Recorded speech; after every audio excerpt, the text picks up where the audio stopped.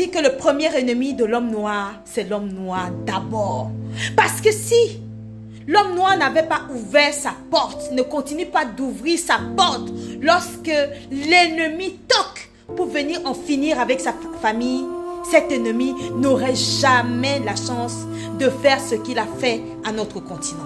Mesdames et messieurs, l'histoire d'aujourd'hui que je vais vous raconter, c'est l'histoire de la saisie. Une saisie d'une cargaison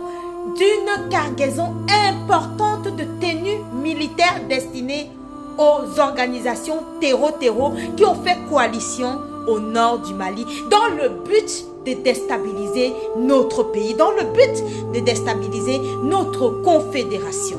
Monsieur Maïga, Choguel Kokala Maïga, est sorti la semaine dernière pour nous dire, pour porter la parole impérialiste, pour nous menacer à peine de façon voilée en disant que s'il n'y a pas d'élection, si on ne retourne pas avec les partis politiques, il va y avoir un désordre. Quand on vous dit que ces gens-là, quand ils ne sont plus au pouvoir, c'est l'argent qui les dirige tous et non le patriotisme. Parce que quand on est patriote jusqu'à l'os, on reste, quand on a un ennemi, on parle tous d'une même voix et on attend que la vague passe pour dire tout ce qu'on a envie de dire quand on était en guerre. Ce n'est pas au moment où nous sommes en guerre qu'on peut avoir des dissidences, qu'on peut avoir des paroles, des contrariétés, qu'on peut s'être opposé, on peut s'opposer.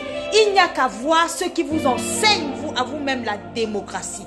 Regardez en Europe, ils parlent tous de la même voix en ce qui concerne leur conflit en Ukraine. Ils parlent tous de la même voix. Mais en Afrique, les Africains, les intellectuels africains sont incapables de faire la même chose. Mesdames et messieurs, nous sommes le 25 juillet 2025. Mardi dernier, une cargaison d'une importance, c'est-à-dire que d'une importance incroyable, jamais saisie dans l'AES. Plus de 3000 tenues militaires ont été interceptées grâce à nos services de renseignement, mais surtout grâce à un pays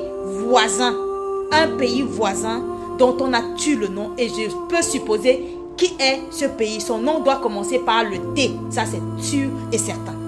Donc c'est grâce à ce pays. Je tiens à vous dire que le Mali, le Niger, le Burkina, nous n'avons pas de port chez nous. Donc une cargaison d'une aussi grosse cargaison et dangereuse pour l'Afrique ne peut pas passer inaperçue dans des ports. Ça ne peut pas passer inaperçu. Donc ça veut dire que la complicité des Africains pour verser le sang des Africains afin d'installer des pantins à la tête de nos États pour servir des intérêts autres que les nôtres, c'est-à-dire que ces gens continuent d'aider les MP à nous déstabiliser. Donc, je m'en vais vous laisser écouter le communiqué de notre digne fille. Vous allez comprendre que le mal est profond. Si l'Africain n'ouvre pas la porte à l'ennemi, l'ennemi n'a pas de chance de rentrer dans notre maison pour verser notre sang. C'est parce que l'Africain continue d'ouvrir sa porte à l'ennemi que le sang des Africains continue d'être versé. C'est parce que l'Africain continue de prendre des idéologies qui ne nous appartiennent pas que le sang des Africains continue d'être versé. Comment vous pouvez imaginer qu'en Afrique, la démocratie tue? Comment vous pouvez imaginer qu'en Afrique, les présidents soi-disant démocratiquement élus, quand ils finissent de servir leur pays, soi-disant, puisque nous savons qu'ils ne nous servent pas, ils servent leur pays, c'est-à-dire les pays que vous connaissez, ils fuient nos pays pour aller s'installer ailleurs. Dans quel pays démocratique occidental, c'est-à-dire de ceux qui viennent nous faire la loi de la démocratie, nous vanter la démocratie en Afrique, dans quel pays vous avez vu ce genre de choses? Nous avons encore vu monsieur Macky Sall, après avoir prêté serment, il n'a même pas dormi un seul jour au Sénégal, il a fui, il est allé au Maroc. Comment vous pouvez servir votre peuple et dire que ce peuple vous a élu et fuir ce peuple une fois que vous n'êtes plus au pouvoir? Mesdames et messieurs, c'est parce qu'ils ne sont pas installés par nous, parce que les élections sont truquées, parce que les élections sont financées par d'autres, parce que quand les gens se lèvent pour aller mettre des bulletins dans des urnes, les dés sont déjà pipés d'avance. On a déjà choisi le candidat. Donc tout ça là, ce sont des simulacres d'élection. C'est pour ça qu'ils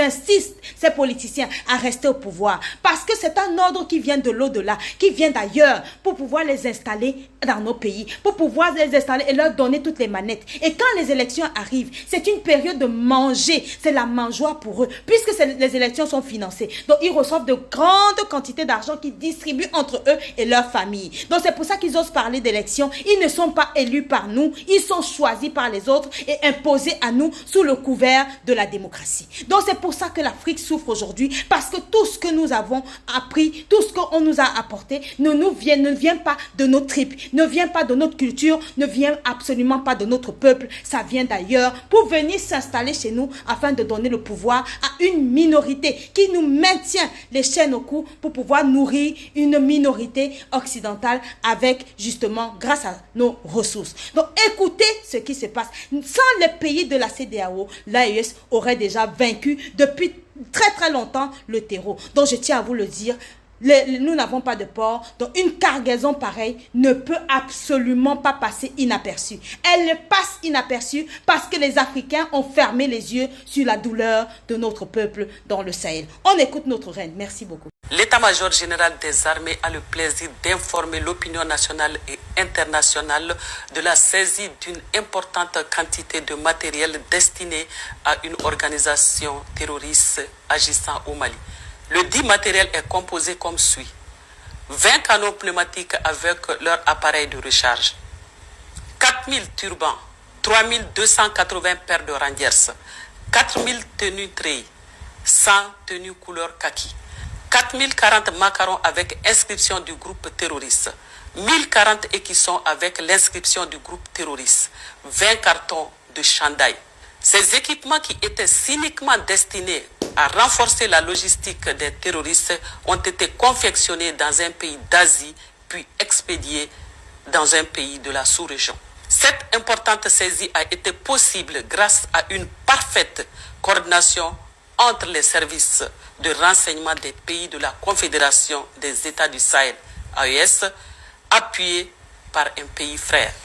En outre, cet exploit opérationnel confirme, si besoin en était, l'implication d'entités étrangères dans le soutien au groupe terroriste. Au regard de la gravité des faits, des enquêtes ont été immédiatement diligentées par les structures judiciaires compétentes en vue de faire toute la lumière sur cette énième tentative de déstabilisation de nos États. L'état-major général des armées félicite les services de renseignement, les forces de défense et de sécurité de l'AES et ses alliés sincères pour leur promptitude et leur professionnalisme.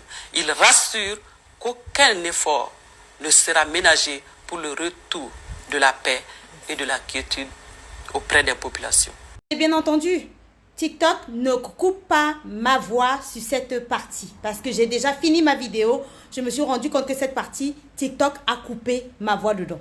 Donc, vous voyez très bien que la complicité, elle n'est pas qu'africaine, elle est également étrangère. Notamment un pays asiatique. Et nous demandons à ce que le nom de ce pays où ces tenues ont été fabriquées soit donné. Parce que nous ne pouvons pas continuer à coopérer avec les gens qui se moquent de nous ou usent d'hypocrisie pour pouvoir, en tout cas, commercer avec nous. Tout le monde entier est au courant que le Sahel est un épicentre du terreau. Que les impés ont décidé de faire de l'Afrique un épicentre du terreau parce que nous avons décidé de leur désobéir.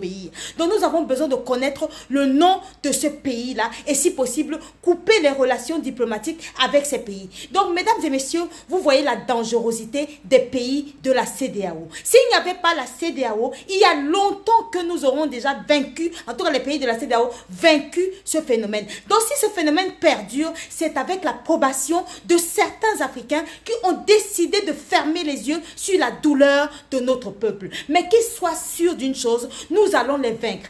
Le Vietnam, sans grande technologie, a réussi à vaincre les États-Unis, le grand pays qui a toutes les sciences et j'en passe. Et je tiens à vous dire, personne ne pourra arriver à la cheville d'un peuple qui est déterminé à se libérer. Donc avec ou sans vous, nous allons nous libérer. Donc sachez que nos ancêtres sont dans cette bataille, comme je continue de le dire. Donc l'AIS, le Mali, le Niger et le Burkina Faso ne tomberont absolument jamais. Nous allons continuer à mettre à mal tous vos plans et assécher les caisses de ceux qui vous envoient, c'est-à-dire vos rois et vos patrons de l'Occident. Nous allons continuer à les affamer parce qu'aujourd'hui, tant que nous n'allons pas vivre avec nos ressources, personne ne vivra plus grâce aux ressources africaines. Merci beaucoup.